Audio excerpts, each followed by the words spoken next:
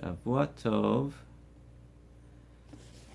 This is Motzaei Shabbat, Parshat VaYahkel and Shkalim, 5776. And Parshat Shkalim tells us that we're on our way to Purim and then to Pesach, Be'ezrat Hashem. So we have Shabbos Mevarchim. We announced the coming Rosh Chodesh this Thursday and Friday. Will be the second Adar, and then to the threshold of Nisan and Pesach.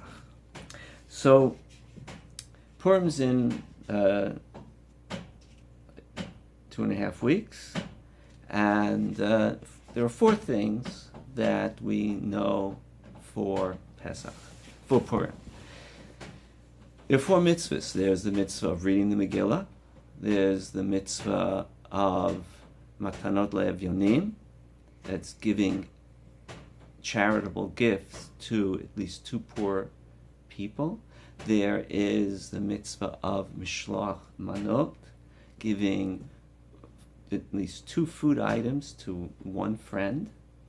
And there's the mitzvah of Sudat Purim, and the Purim meal, the festive meal. Those are the 4 things that we do on Purim. But what are we supposed to think and feel on Purim? So a little bit of insight here is given to us by the Gemara in Masechet Ta'anit 29a at the bottom. Amar Rav Yehuda Berei de Rav Shmuel Bar Shelat Mishmei de Rav Kishem Mishenichnas Adar Mishenichnas Av Matim B'Simcha Kach Mishenichnas Adar Marbim B'Simcha. Rav teaches us that just like when the month of Av, in which the 2 temples were destroyed and many other disasters befell the Jewish people, we reduce our joy. When Adar arrives, we increase our joy. So, what does that mean? There's a considerable discussion about what that means. Tonight I just want to focus on what Rashi tells us. Rashi says, "Mishenichnas Adar Yemei Nisim Hayu Yisrael Purim uPesach." Rashi says, when Adar comes in, they are the days of miracles. They were the days of miracles for the Jewish people, Purim and Pesach.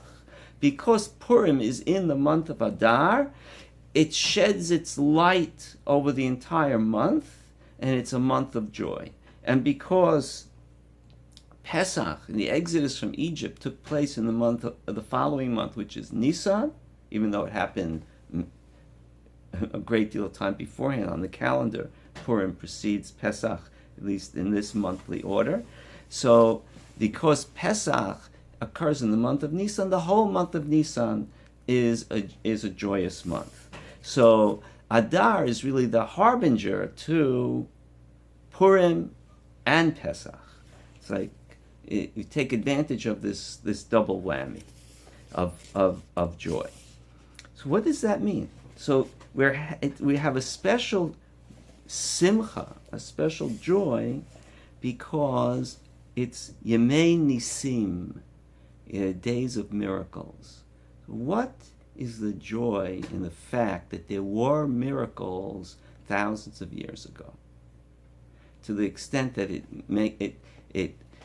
gives us joy today? What does a miracle mean?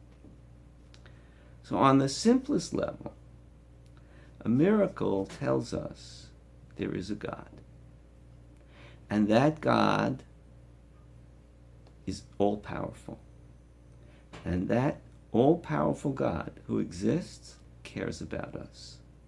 And when we're in need, he came out from behind the cosmic curtain and he took charge of the events of history.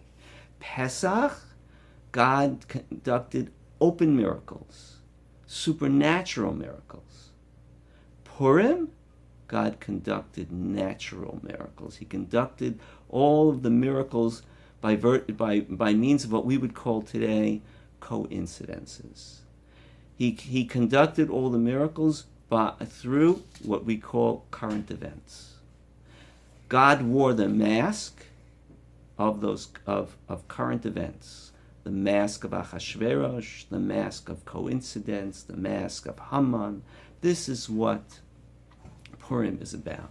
That even when we don't see God, we believe in Him and we know that He loves us and He's always taking care of us. And this leads us to the greatest joy.